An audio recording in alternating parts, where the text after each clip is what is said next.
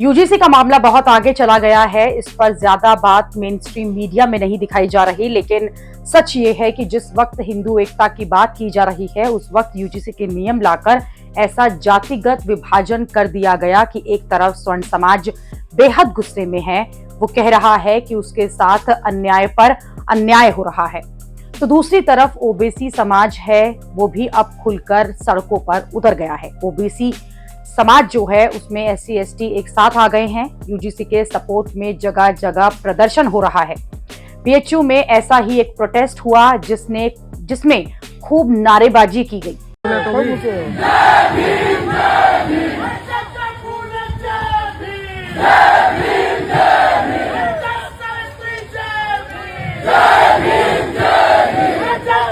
OBC SC ST की तरफ से जो मोर्चाबंदी हो रही है उसमें ये आरोप लगाया जा रहा है कि उनकी बात मीडिया दिखा ही नहीं रहा। यूजीसी नियमों पर रोक नहीं लगनी चाहिए। यूनिवर्सिटी कैंपस में भेदभाव होता है और ये भेदभाव जो है वो बर्दाश्त नहीं किया जाएगा। ओबीसी एससी एसटी के प्रदर्शन में साफ साफ कहा जा रहा है कि यूजीसी के नियम लागू कराकर ही रहेंगे। देश की अलग अलग यूनिवर्सिटीज में ओबीसी और एससी एसटी से जुड़े हुए छात्र संगठन जो हैं वो अब लामबंद हो रहे हैं। वो लगातार प्रदर्शन कर रहे हैं और सरकार पर दबाव बना रहे हैं, क्योंकि अभी सुप्रीम कोर्ट में मोदी सरकार ने जवाब नहीं दिया है। इसलिए ये संगठन जो हैं वो ये चाहते हैं कि सरकार यूजीसी के नियमों पर फैसले को पलटे नहीं।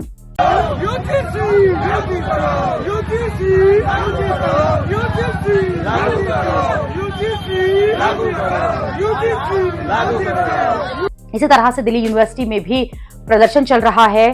जय भीम के नारे लग रहे हैं, जय भीम जय मंडल की बातें हो रही हैं। हमारा राज तुम्हारा नहीं चलेगा, नहीं चलेगा। हमारा राज तुम्हारा नहीं चलेगा, नहीं चलेगा। हम अम्बेडकरवादी है, संघर्षों के आदी है। हम अम्बेडकरवादी है, संघर्षों के आदी है।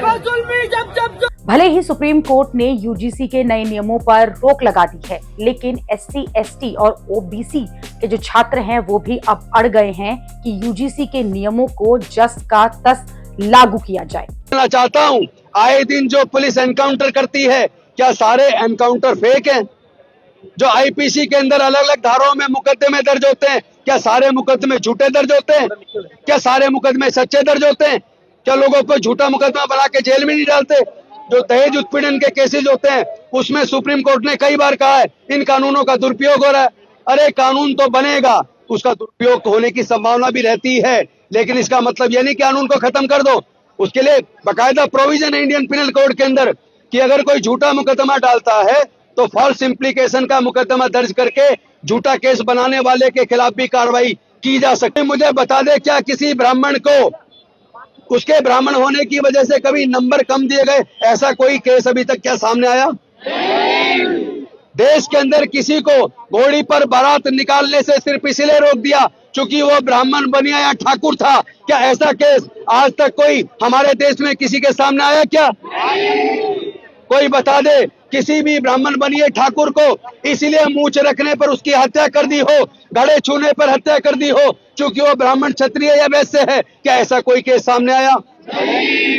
दिल्ली यूनिवर्सिटी हो चाहे बीएचयू, जेएनयू जैसी यूनिवर्सिटीज, इनमें प्रदर्शन लगातार चल रहे हैं। तर्क ये दिया जा रहा है कि हर कानून का दुरुपयोग हो सकता है, तो फिर क्या हर कानून को खत्म कर दिया जाए?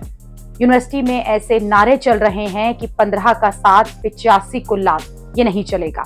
उधर ऐसी ही बातें संसद में भी हो रही हैं। आज आरजेडी के सांसद संजय यादव को सुनिए, जो ये कह रहे हैं कि देश में हर दूसरा व्यक्ति ओबीसी है। लेकिन क्या हर दूसरा सांसद ओबीसी है? सुनिए। पाता इस देश का हर दूसरा आदमी ओबीसी है, लेकिन क्या यहां बैठा हुआ हर दूसरा व्यक्ति ओबीसी है? क्या इस देश के सचिवालयों में, क्या इस देश के विश्वविद्यालयों में, क्या इस देश के आयोगों में, क्या इस देश के सार्वजनिक उपकरणों में ओबीसी निर्णायक पदों पर है? अगर नहीं है तो ये हम सबों के लिए एक सामूहिक मंथन, चिंतन और मनन का विषय है कि आजादी के 78 साल बाद भी और मंडल कमीशन लागू होने के 28-26 साल बाद भी आज ओबीसी विश्वविद्यालयों में क्यों नहीं है? केंद्रीय विश्वविद्यालयों में कितने कुलपति ओबीसी हैं? कितने एचओडी ओबीसी हैं? नहीं है। यूजीसी की अपनी रिपोर्ट है कि पिछड़े ओबीसी विद्यार्थियों पे ओबीसी आप अरे 10 साल पहले नहीं थे तो क्या आप भी वही आना चाहते हैं जहां 10 साल पहले थे? संजय जी आप इधर 10 साल बोले। पहले यहाँ आए हैं। इधर ओबीसी और एससी एसटी छात्रों से जुड़े हुए संगठन और नेता एक्टिव हैं, तो दूसरी तरफ स्वर्ण समाज भी सोशल मीडिया पर मोर्चा संभाले हुए है। स्वर्ण समाज क्या पक्ष है, वो क्या कह रहा है, ये भी आपको बताती हूँ। स्वर्ण समाज के जो लोग हैं वो ये दावा कर रहे हैं कि जो यूजीसी के रेगुलेशंस के ड्राफ्ट के वर्जन्स हैं उनमें ओबीसी का जिक्र नहीं था, ना ही सुप्रीम कोर्ट में लगाई गई पीआईएल में ओबीसी का जिक्र था। तभी भी उनको जातिवाद से पीड़ित की लिस्ट में डाल दिया गया। वो इसलिए क्योंकि ओबीसी संगठनों ने दबाव बनाया। ये भी कहा जा रहा है कि एससी एसटी एक्ट में सबसे ज्यादा शिकायतें तो ओबीसी वर्ग जो है उनके खिलाफ ही होती हैं। फिर किस तरह से ओबीसी को पीड़ितों की लिस्ट में शामिल किया गया?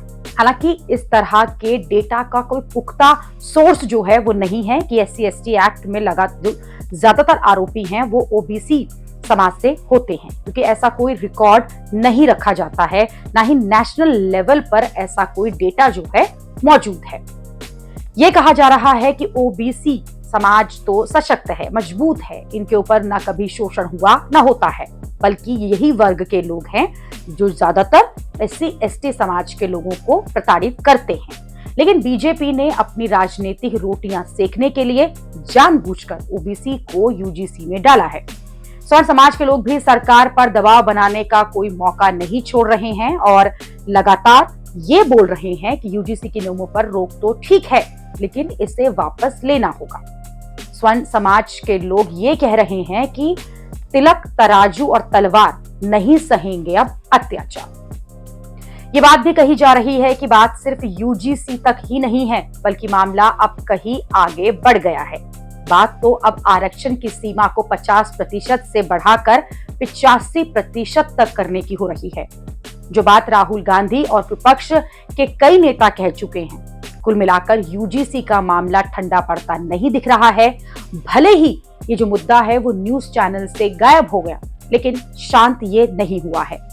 अब सबकी नजरें मोदी सरकार पर टिकी हैं। सुप्रीम कोर्ट में जो अगली सुनवाई मार्च में होगी उस पर टिकी हैं।